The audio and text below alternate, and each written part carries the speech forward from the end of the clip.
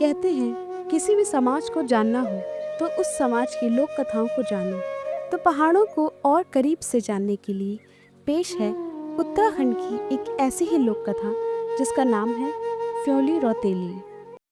एक बार की बात है, सोरीकोट नाम के एक गांव में एक बहुत ही सुंदर लड़की फ्योली रौतेली रहा करती थी।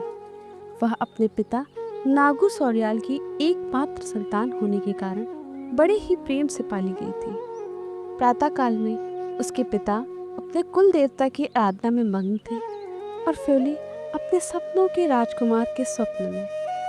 शंख बजता और फ्योली की आंखें खुलती। खिड़की से आती हुई धूप फ्योली की सुंदरता को और बढ़ा रही थी। उसके बुरांश जैसे लाल होंठ ढलते हुए सूर्य की लालिमा को मात देते थे। उसके पहाड़ी नैन नक्श उसे और भी सुंदर बनाते थे।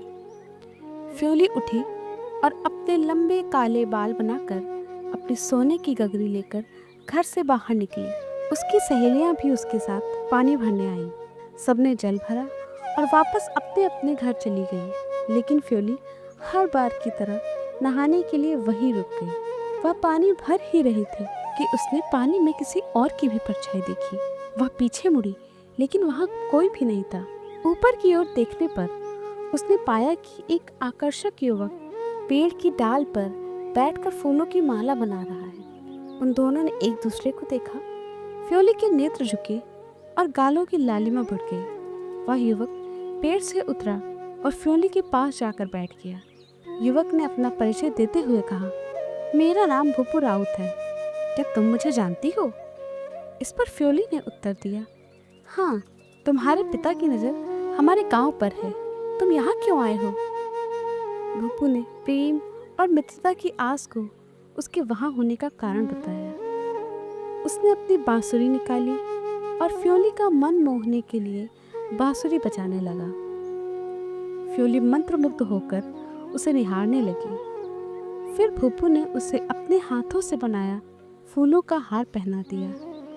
फ्योली के बालों को फूलों से सजाते हुए भूपू ने आंखों ही आंखों में फ्योली को जन्मों तक साथ देने की कसमें खा ली। सूर्य ढलने पर फ्योली को आभास हुआ कि पूरा दिन निकल चुका है। वह घर की ओर भागी जहां उसके पिता गुस्से से लाल उसकी प्रतीक्षा कर रहे थे। फ्योली के बालों में फूल और गले में फूलों की माला देख उनका पारा और चढ़ गया। उन्होंने उससे देर होने का कारण पूछा तो फ्योली ने उन्हें भूपू के बारे में बताया।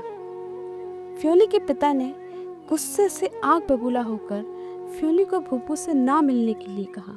फ्योली बोली कि वह अपने प्राण त्याग देगी लेकिन भूपू से ही विवाह करेगी।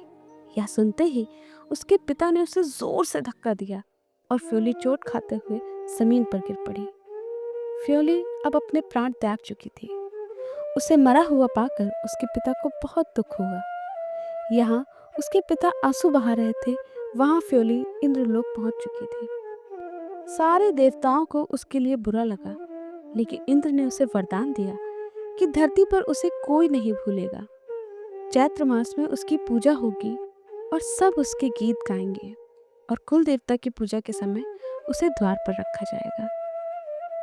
धरती पर फ्योली के नाम से एक पीला फूल उगा जो कि आज भी इस नाम से उत्तराखंड में प्रसिद्ध है।